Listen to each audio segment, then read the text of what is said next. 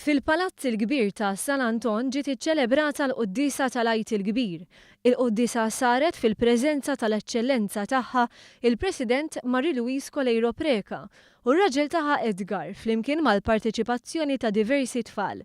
Fl-omelija Patri Charles Tabone qal li l-faqar huwa nażba tal-ambjent li dak li jkun trabba fih.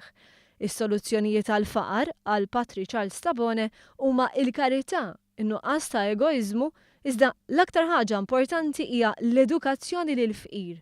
Nażba oħra li wieħed qed jiffaċċja fil-ħajja tal-lum huwa id-dnub li sar il-jasar ta' ħafna nies.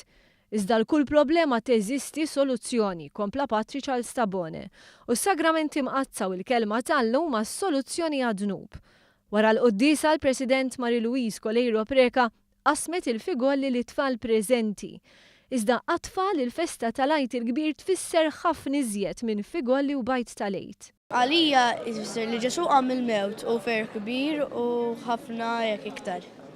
Għajt li Kristu qam mill-mewt u issa qiegħed fostna. Qam Ġesu mill-mewt. Il-Quddisa kienet speċjali għall President ta' Malta lix f'Sibt il-Għid tal-qed sena fil-kariga ta' President. U l-festa tal-Għid, xi tfisser għaliha? Inġeddet is-sens ta' positiveness li rrid inħares li l-ħajja bih.